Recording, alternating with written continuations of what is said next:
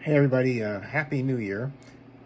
And this is actually the second day of the new year already. It's uh, funny how the first day can go by so quickly. I do hope that your New Year's Day was much better than mine, because when I woke up and came into the kitchen and had checked my phone, I got a transcription of a voicemail message that in short said that Amanda Abraham, my half sister, has been missing for what is about 3 days now in Las Vegas. Now, here's Amanda. That's from 2016. This is the cover. She's 39 years old, and she comes from my father's marriage to Amanda's mother, who became my mother's mother, and she was born in 1985.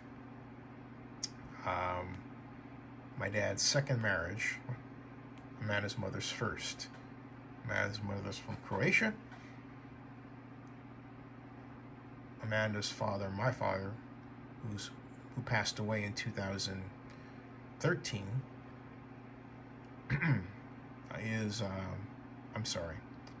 he passed away October 13th of 2005, is black.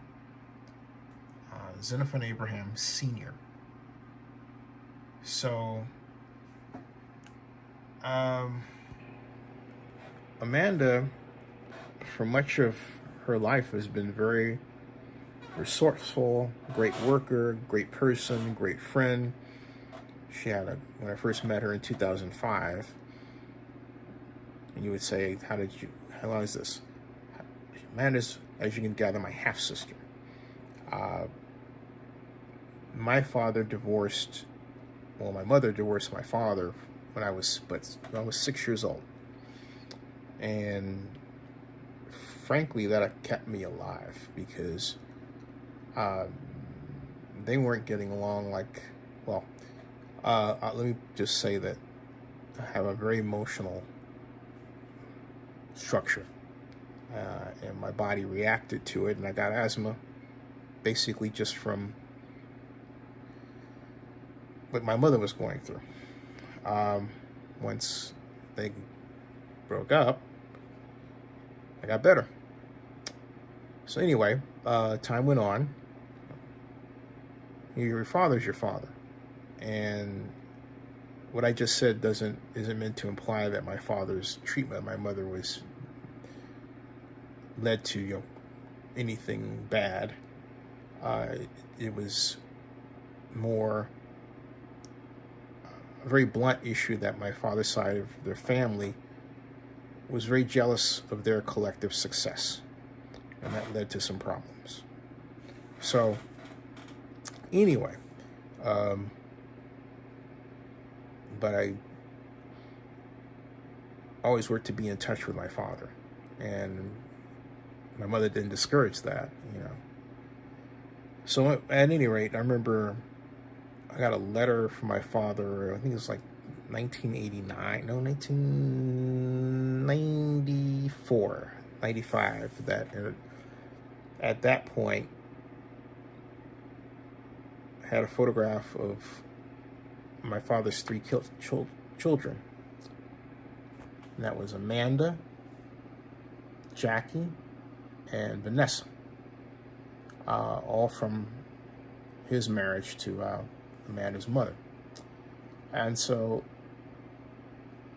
they were still together at the time. They were going through some bumpy parts, but at any rate, I always had on my to-do list to meet them. Unfortunately, that to-do list was finally addressed in 2005. I had a dream that my father died on January 14th, and I woke up and I said, I gotta find my father, because I've been out of touch with him for a little bit. I know I said trying not to be, but life gets in the way as an adult, if you're in different towns and different situations. And in that case, that was what happened. And so, but I endeavored to make it right. So I found my father within the space of one day, from scratch. And he was at a nursing home in Palatine, Illinois. He had worked at the Walmart nearby, fell, hit his head, and by the grace of God, Amanda's mother, they had since divorced, but still family, and then also Amanda herself and her sisters, they got her into a good nursing home. Got my father, not her, but got my father into a good nursing home. And so we went, my mother and I went to visit, and it was a really great reunion. Unfortunately, my father would pass away from prostate cancer later that same year that my stepfather died, Chester Yeager, who lived here. He died St. Patrick's Day, and my father died October 13th the same year, 2005. It was during that year that I got to know Amanda. And so,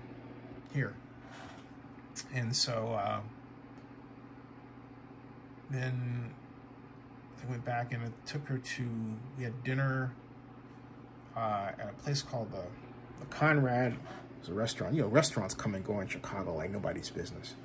But Amanda was always, back then she worked at one point, when I first met her, she worked for FedEx. She had a great boyfriend, Jason. I thought they were going to get married. They had, by all accounts, a typical domestic relationship. And that, I will say that after my father's passing in 2005, Amanda sort of just, she's had a hard time dealing with my father's passing.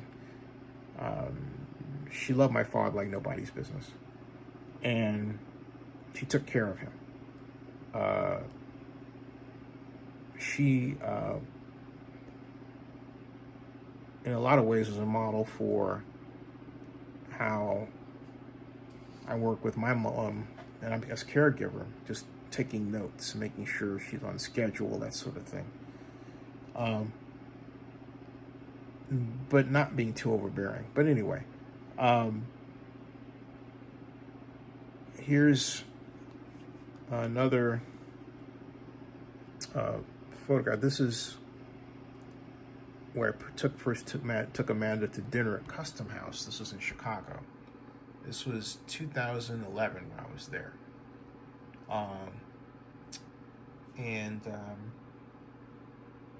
Just catching up on things, family. And also I was getting used to really having, because I hadn't known her, right? Or just having someone who really you could look at and you could find your relations. In other words, in terms of your eyes, like same eyes, how your mouth is, how you think about things, how you express things. There are similarities between siblings that are just wild, you know? But if you've been an only child most of your life, and then you get into a relationship with someone, and then you have to really accept that they are your sibling. And so I would, as I do, because she is my half sister. There were times Amanda hated that designation, and I understood that. And so sometimes I would just, let go of doing that. Anyway, Amanda's my sister. It's just that her mother and I have a lousy relationship because I didn't like her. I didn't like how her mother treated my father under certain circumstances after his death. And that really goes to me. And being withheld information that an only child, the next of kin, should have. And I said it just like that.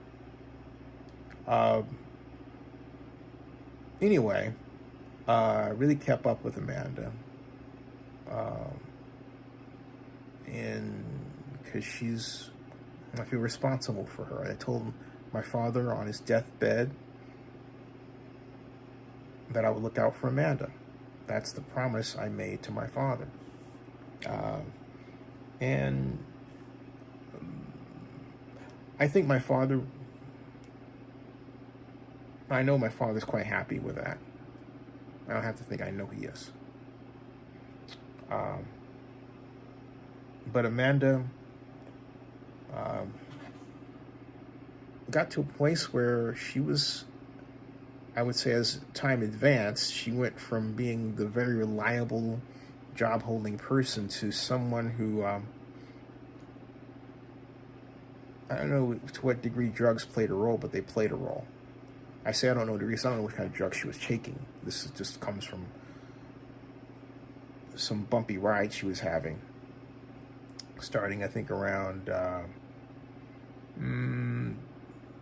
I would say around 2012-ish, 2011, 2012, that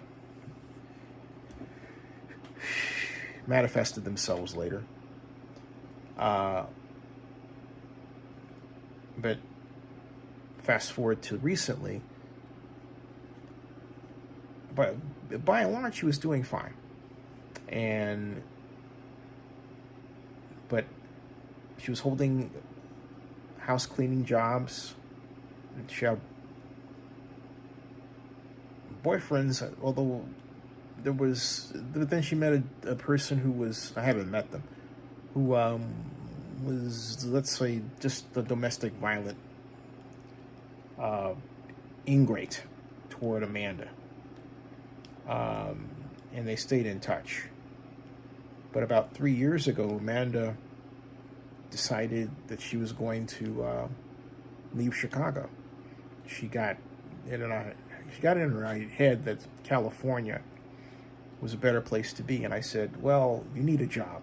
You can't just go. And she wanted to come to Southern California, not the Bay Area. She has this idea of LA that was born of, the palm trees and movie stars and, wealth, right? The image that attracts a number of people to California. Yes, today, still. But I tried to explain. She said, I'll find something. And she didn't. And became homeless for a very short time. Then went to Florida. But she got into, because of anger, she has anger management problems, got into a situation there. And she was trying to get out to go somewhere, and she was looking at Nevada, and she was looking at the Prim Resort, but she hadn't heard from whether or not, she hadn't heard from him. She was trying to get a job. I called the hiring manager, and I convinced the hiring manager to hire her at Prim. So she went to Prim and was, on her way again, cleaning and going through, the motions and everything else, getting to know people. But it's always just when she settles, then it's like almost just gets too comfortable and something says, well, okay, this isn't quite right. And rather than deal with it not being quite right, she decides to say something about it. And in this instance, she didn't like her roommate's boyfriend for reasons that were, I think, ignorable. Wasn't anything that she just felt that he was around too much, something like that. And I said, Amanda, that's her boyfriend. You have to deal with that. I said, that's the situation you're in right now. Just focus on what you have to do and stay out of their business, right? Well, okay.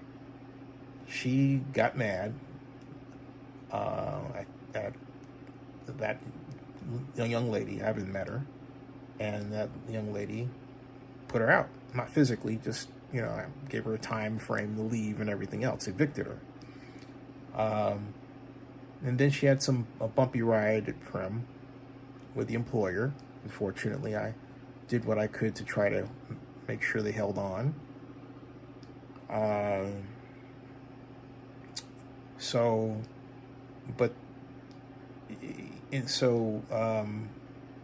but rather than leave Las Vegas, she stuck around and managed to get another job. And then, but then she got into this habit where she was bouncing from one hotel to the other, where she'd get some money, go to the hotel, stay in that hotel for a while, and then get more money, and then move someplace else.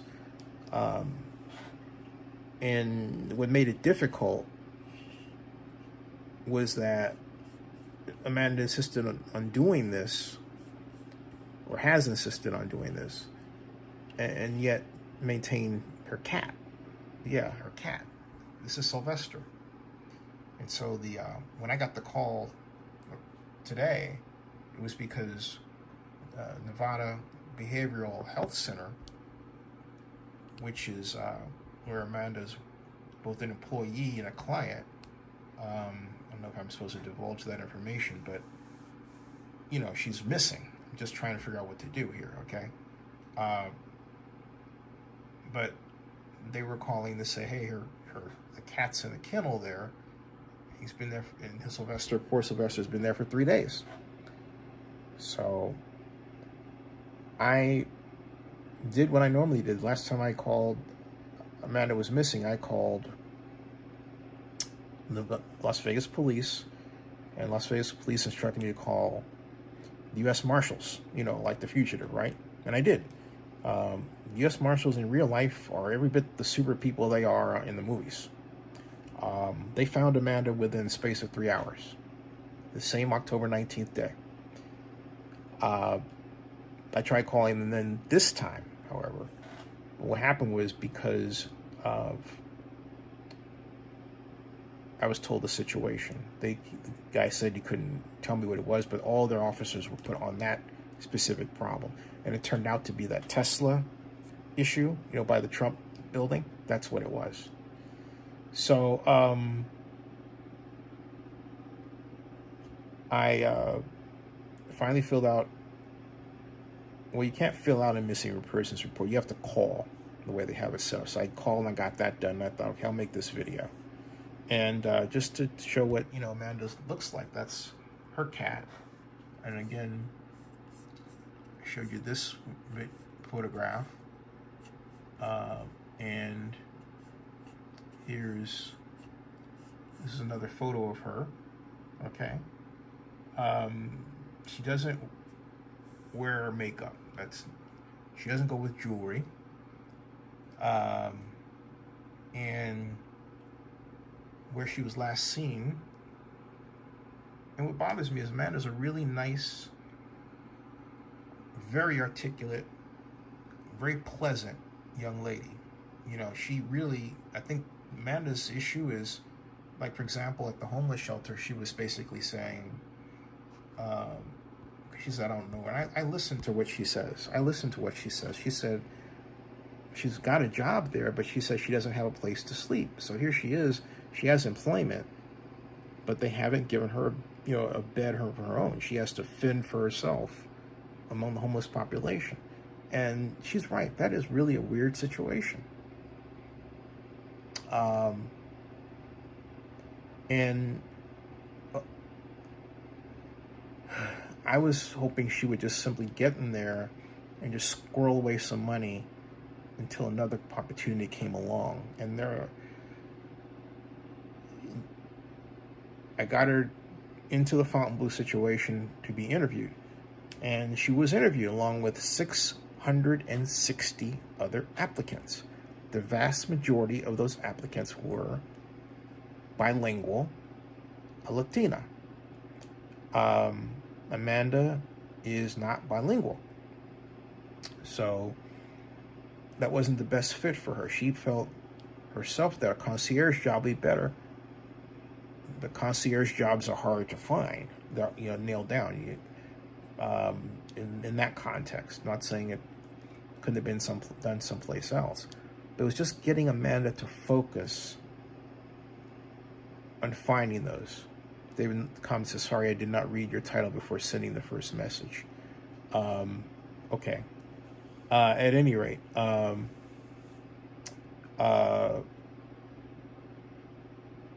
bottom line is that Happy New Year, David. The bottom line is that she should. Amanda deserves a better place and a better fate. She's had an unusually long streak of bad luck.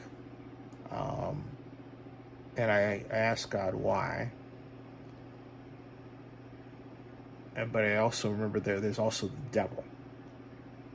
And we always act like only God operates in our universe. But lack of belief in the Lord allows the devil to enter. And you have to believe in the Lord. And so Amanda does believe in the Lord, okay? And I'm not saying she's doing anything. I'm talking about her surroundings. You can be tested and believe and have your convictions, but if you're in environments that are evil, surrounded by people who just don't want to do right by you,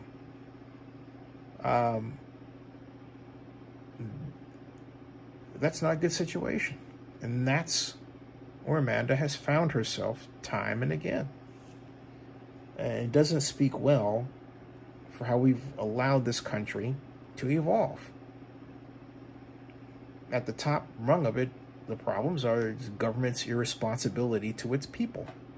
Settling on this left-right BS. Who cares?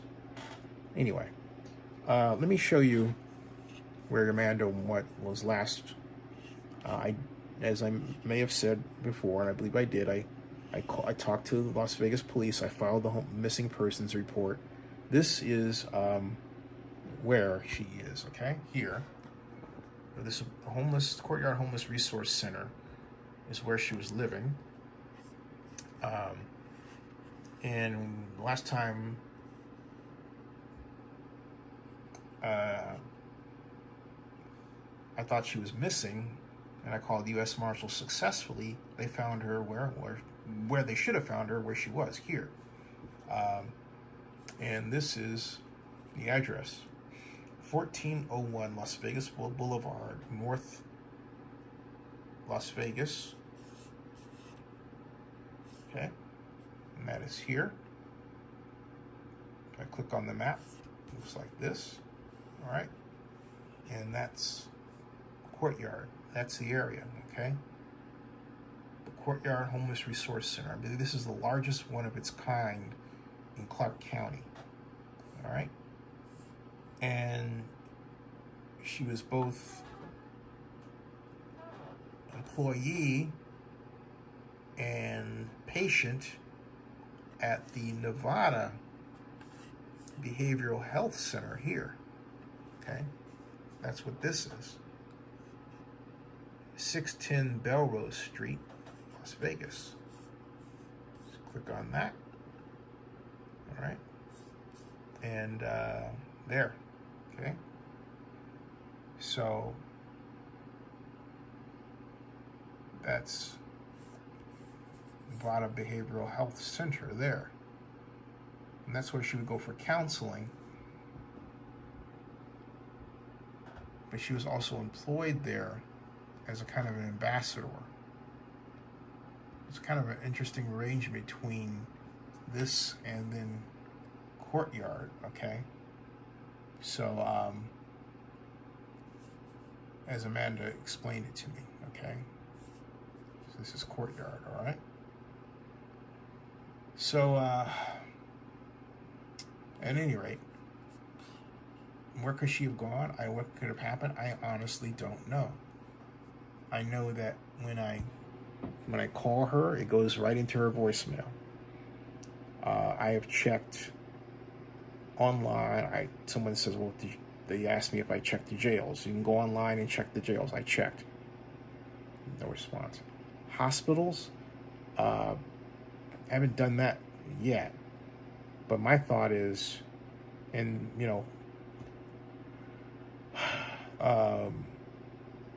I call her phone, it goes in the voicemail. I would think if she was in the hospital, she would have called me and said, hey, Zinni, I'm in the hospital. hey, Zinni, I'm in the hospital. She would let me know, because she's done that before. Not when she's, she's done that before whenever she's been in a pinch. Like, well, she's needed money, or needed to bounce stuff off me. Yeah, I haven't physically seen her in years, but we keep in touch. We've kept in touch a lot. A lot. And I've done the best I could, and yet, my attention is supposed to be devoted to my mother. And that's where that is. And so I've done my best I could under the circumstances, and Mom's been fantastic too. Mom loves Amanda. Doesn't understand what's going on, and she's having this bumpy ride. But Amanda needs to be found, okay? And you could really help out if you spot anybody you think looks like her, and I'm calling on Las Vegas vloggers to help too. You spot anybody that you think looks like her, ask. Because now you have her photograph, you know what she looks like. CES is coming. If you're going to CES, keep your eyes open. Keep your eyes open, okay? Trying to think of some other aspects to consider.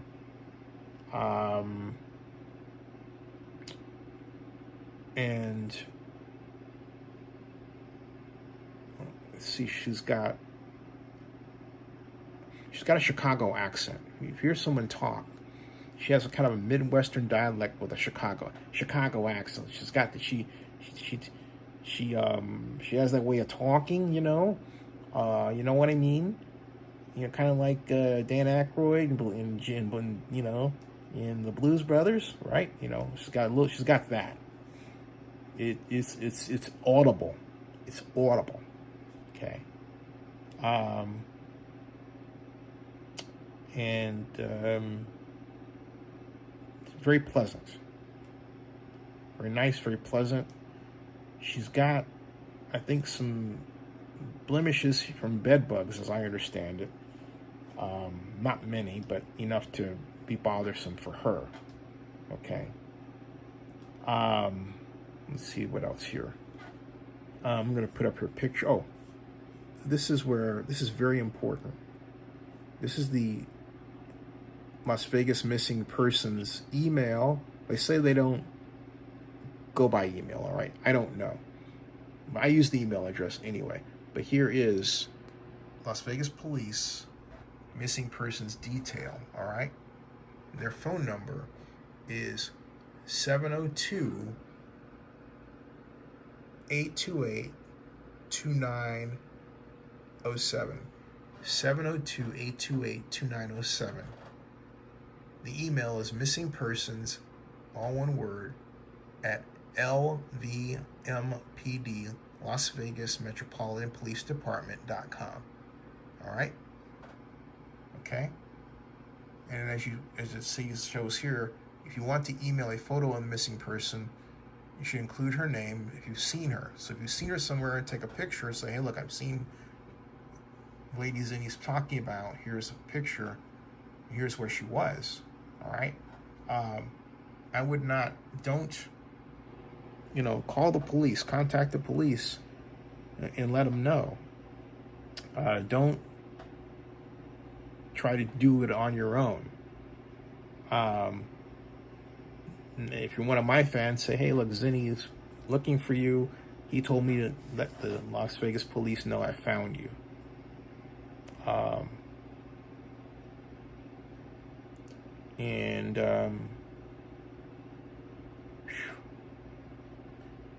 This was wild, okay? It's wild.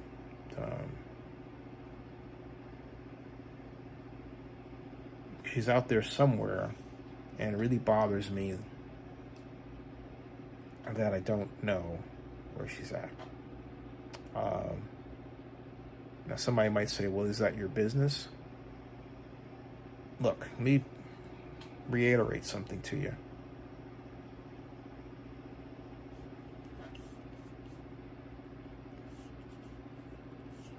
this cat, Sylvester, belongs to Amanda. Sylvester has been in his kennel here for 3 days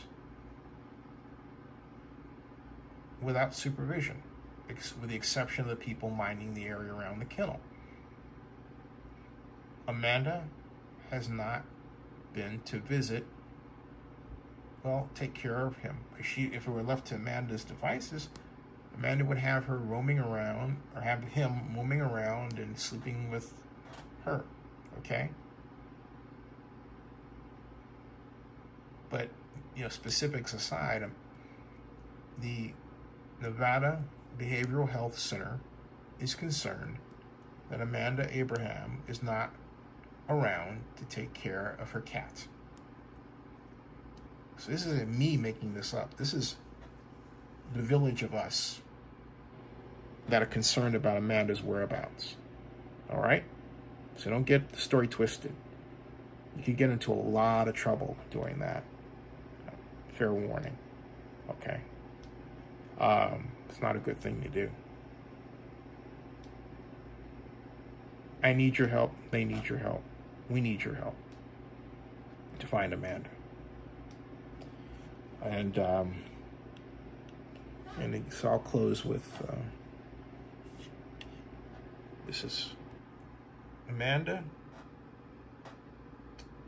As you can see, that's from her Instagram page. She called herself Amanda Cat. Okay? And that's me. And this was, we got together in 2016. Yeah. Okay. All right. So subscribe to Zenny62 on YouTube for updates, please. And God bless you for watching this. And God bless Amanda out there. And that ends this broadcast.